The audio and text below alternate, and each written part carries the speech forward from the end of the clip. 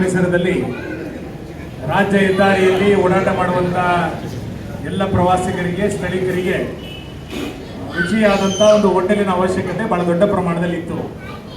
ಬಹುಶಃ ಅದನ್ನು ನಿವಾರಿಸುವಂಥ ಒಂದು ಒಳ್ಳೆಯ ಪ್ರಯತ್ನವನ್ನು ಶ್ರೀಕರ್ ತಂತ್ರಿ ಮತ್ತು ಅವರ ಇಡೀ ಕುಟುಂಬ, ಅವರ ಎಲ್ಲ ಪಾಲುದಾರರು ಇವತ್ತು ಮಾಡಿರುವಂಥದ್ದು ಅತ್ಯಂತ ಅಭಿನಂದನೀಯವಾದಂಥ ಸಂಗತಿ. ಕೃಷ್ಣನ ವೈಭವ ಯಾವ ರೀತಿ ನಾಡಿಗೆ ಸಿಕ್ಕಿತ್ತೋ ಅದೇ ಹೆಸರಿನಲ್ಲಿ ಇರುವಂಥ ಈ ಕೃಷ್ಣ ವೈಭವ ಹೋಟೆಲ್ ಉದ್ಯಮದಲ್ಲೂ ಕೂಡ ಅತ್ಯಂತ ವೈಭವವಾಗಿ ಎದ್ದು ನಿಲ್ಲಂತೂ ಆಗಲಿ. ಈ ಭಾಗದ ಎಲ್ಲ ಪ್ರವಾಸಿಗರಿಗೆ, ದಾರಿಯಲ್ಲಿ ಹೋಗುವಂಥ ಎಲ್ಲ ನಾಡಿನ ಬಂಧುಗಳಿಗೆ ಇದೊಂದು ಒಳ್ಳೆಯ ವಿಶ್ರಾಂತಿ ತಾಣವಾಗಿ ಎಲ್ಲರ ಮೆಚ್ಚುಗೆಯನ್ನು ಪಾತ್ರ ಆಗುವಂಥ ಹೋಟೆಲ್ ಉದ್ಯಮವಾಗಿ ಇದು ಬೆಳೀಲಿ.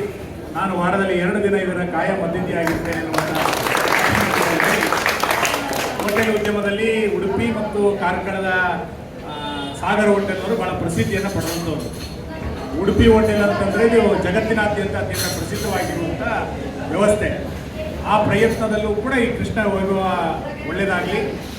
ನಾಡಿನ ಈ ಭಾಗದಲ್ಲಿ ಉಡುಪಿ ಜಿಲ್ಲೆಗೆ ಬರುವಂಥವರೆಲ್ಲರೂ ಕೂಡ ಕೃಷ್ಣ ವೈಭವಕ್ಕೆ ಭೇಟಿ ಕೊಡಬೇಕು ಅನ್ನುವಷ್ಟರ ಮಟ್ಟಿಗೆ ಈ ಹೋಟೆಲ್ ಉದ್ಯಮ ಬೆಳೆಯುವಂತಾಗಲಿ.